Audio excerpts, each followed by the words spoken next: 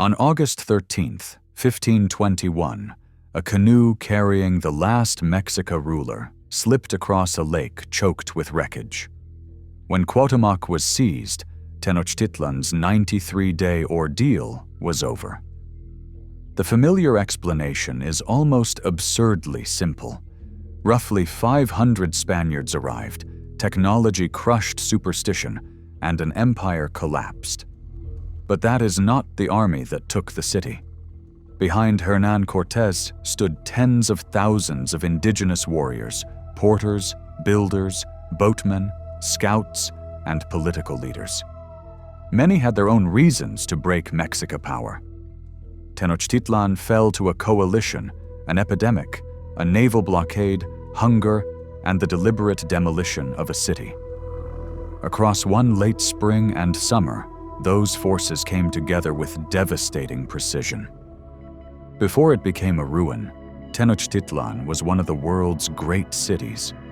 Perhaps 200,000 people lived among canals, markets, whitewashed temples, gardens, and crowded neighborhoods. Tlatelolco's market drew goods from across Mesoamerica. Its strength depended on water. Causeways tied the island to the shore, canoes moved food through the basin, and an aqueduct brought fresh water from Chapultepec. The empire behind that city was not a modern nation. It was a tribute system dominated by the Triple Alliance, with subject cities paying goods, labor, and captives while retaining many local rulers. Some communities profited from that order. Others feared or hated it. Tlaxcala, an independent confederation repeatedly attacked by Mexica armies, remained a determined rival just beyond imperial control. Cortés entered Tenochtitlan in 1519 with about 500 Spaniards and indigenous allies, then took Moctezuma hostage. A Spanish massacre during the Toxcatl festival turned occupation into open revolt. In the summer of 1520, the invaders fled the city at night. Mexica attacks shattered the column on the causeway, killing hundreds of Spaniards and many more allies. Tenochtitlan had won, but an enemy was already inside its walls. Smallpox, carried into Mexico through the wider Spanish expedition, spread through a population with no prior immunity. The epidemic killed warriors, farmers, craftspeople, porters, mothers, and children. It weakened the city's ability to feed itself, repair defenses, choose leaders, care for survivors, and replace the dead.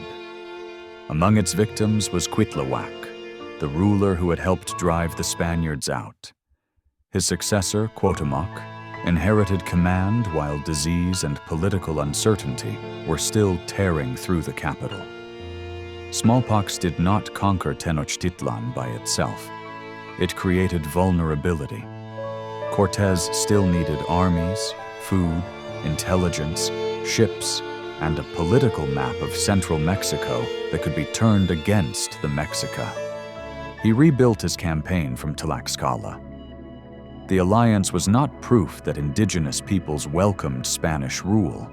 It was a wartime bargain among leaders pursuing survival, revenge, autonomy, and advantage.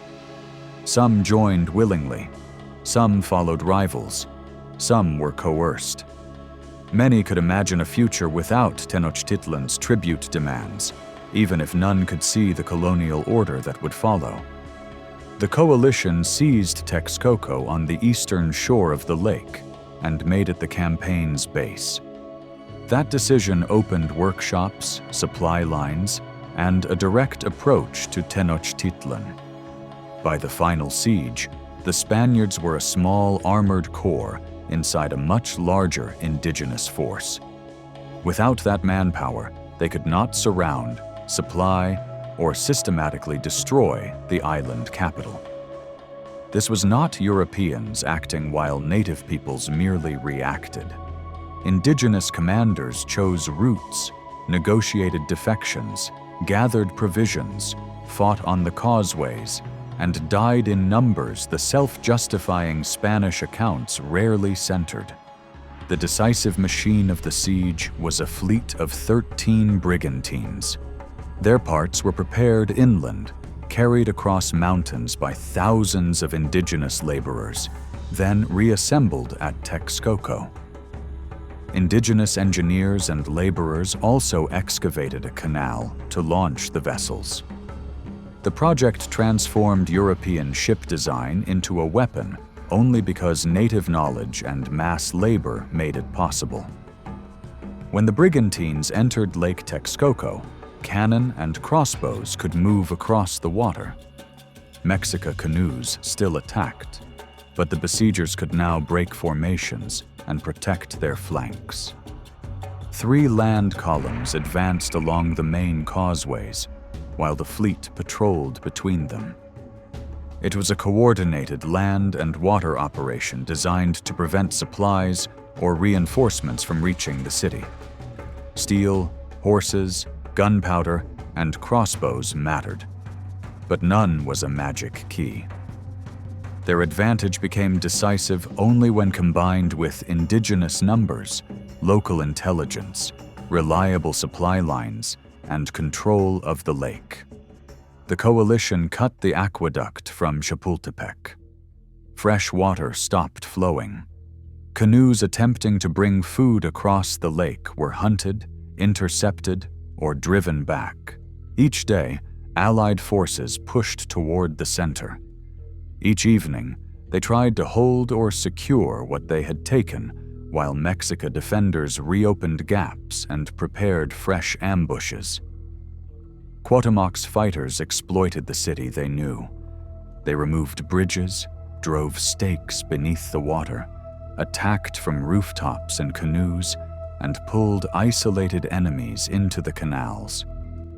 The resistance was disciplined enough to stall a force far larger than the Spanish contingent. The besiegers repeatedly captured streets by day and found them dangerous again the next morning. Inside the shrinking perimeter, civilians crowded into surviving districts.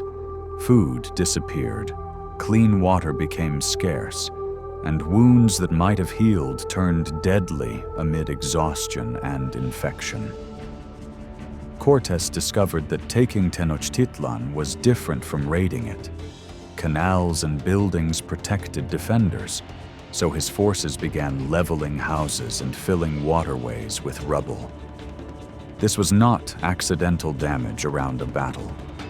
Destruction became strategy: erase cover, create solid roads, move cannon forward, widen the coalition's frontage, and make every recovered block harder for the Mexica to retake. The advance was still not inevitable.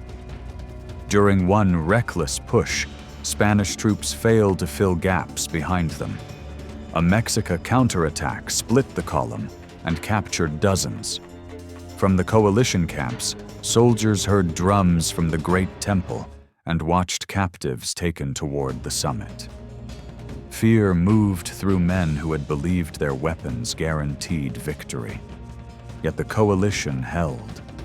Its supply base remained outside the city.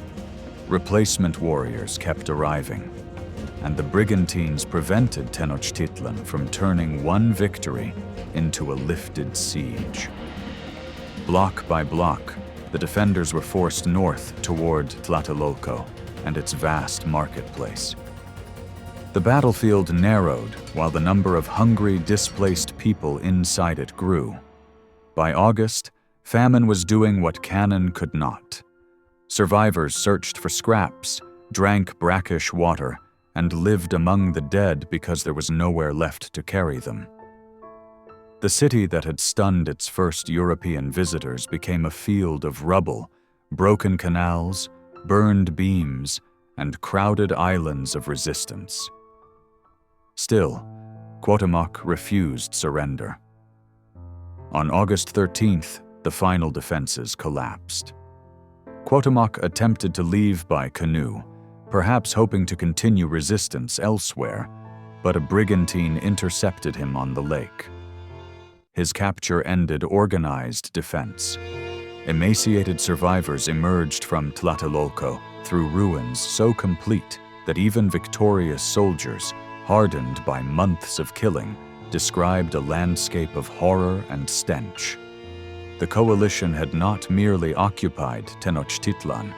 It had starved, dismantled, and depopulated one of the largest cities on Earth, then handed its ruins to a new imperial project. Spanish power rose from the victory, but indigenous hands rebuilt the site as Mexico City. The new capital preserved streets, labor systems, communities, and memories beneath colonial churches and palaces. Tlaxcalans and other allies initially claimed rewards, privileges, and recognition for their service. They had helped defeat an enemy, but they had also helped create a colonial regime they could not control. So the phrase, 500 men conquered the Aztecs, is not shorthand. It is a distortion that removes indigenous strategy, indigenous blood, epidemic catastrophe, and the mechanics of siege. Tenochtitlan fell because enemies of the Mexica made choices. Disease shattered capacity, ships closed the lake, and starvation turned resistance into mass suffering. No single cause explains the ruin. An empire died in the siege, but the deeper tragedy was a city deliberately made unlivable. Beneath modern Mexico City, Tenochtitlan remains,